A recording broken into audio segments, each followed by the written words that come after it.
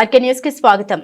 వనపర్తి జిల్లా Gopalpet police station పరిధిలో జరిగిన దారి దోపిడీని ఛేదించిన పోలీసులను ఎస్పీ రావుల గిరిధర్ అభినందించారు. ఈ సందర్భంగా ఏర్పాటు చేసిన విలేకరుల సమావేశంలో ఎస్పీ మాట్లాడారు.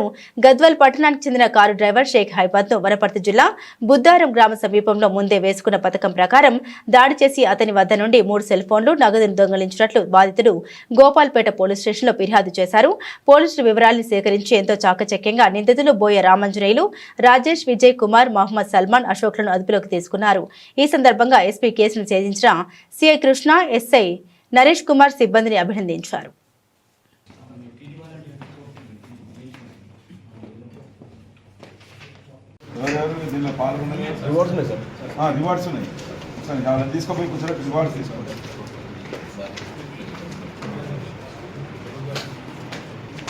గోపాల్పేట పోలీస్ స్టేషన్లో ఒక ఫిర్యాదు చేయడం జరిగింది 6 గంటలకు.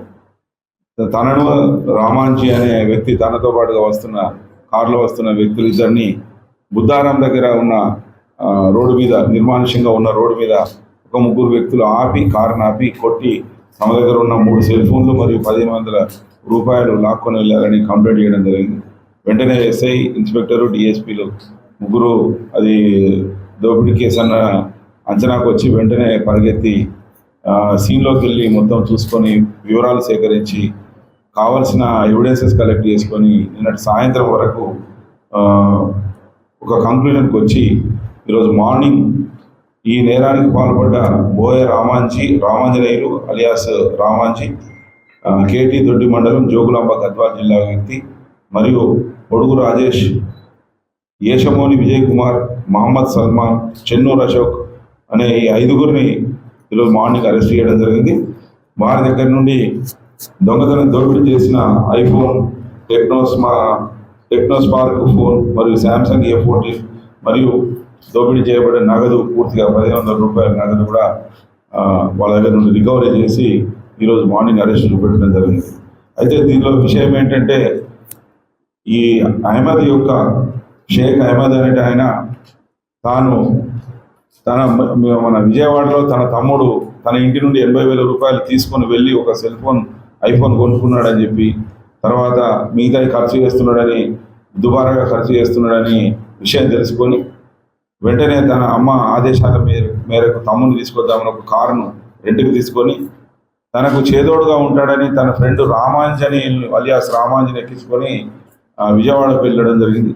విజయవాడలో తన మామ, ఎవరైతే మేనమామ ఇంట్లో ఉంటున్న తమ్ముని ఇర్ఫాన్ కలవడం జరిగింది.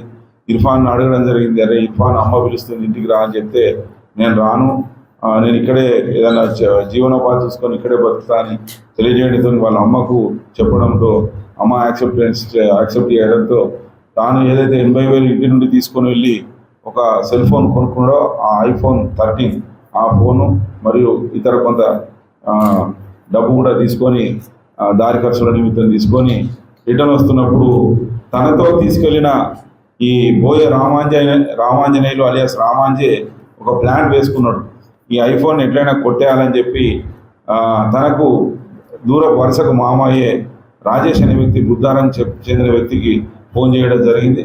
అయితే రాజేష్ అప్పుడు నేను హైదరాబాద్లో ఉన్న తన స్నేహితులను అరేంజ్ చేస్తా ఈ దోపిడీ కోసం అని చెప్పి తన స్నేహితులను అరేంజ్ చేయడం జరిగింది. దానిలో ఏషమోని విజయ్ కుమార్, మహమ్మద్ సల్మాన్, చెన్నూర్ అశోక్ ఈ 3 ముందుకు వచ్చి రాజేష్ యొక్క మన యాక్టివా బండి తీసుకొని వచ్చి వీళ్ళు ఎప్పుడు ఏ రకంగా వస్తున్నారనే విషయం క్షణక్షణం తెలుసుకుంటూ, అంటే ఈ రామాంజనేయులు తెలియజేస్తున్నాడు వీళ్ళకి, మేము ఫలానా పెట్రోల్ బంక్లో ఉన్నాం, ఒక అరగంట మీరు రెడీ అయ్యి వచ్చేసరికి నేను స్టార్ట్ అవుతామని చెప్పి చెప్పడం, అట్లా వీళ్ళ దారి నుండి ఎక్కడే ఉన్నాడో లొకేషన్ షేర్ చేసుకుంటా వస్తూ ఉంటే వీళ్ళు బుద్దారం అవతల ఈ నిర్మానుష్యంగా ఉన్న ప్రాంతంలో కారు ఆపడం జరిగింది.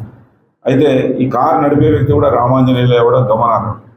తాను అహ్మద్ నిద్రలో ఉన్నాడు.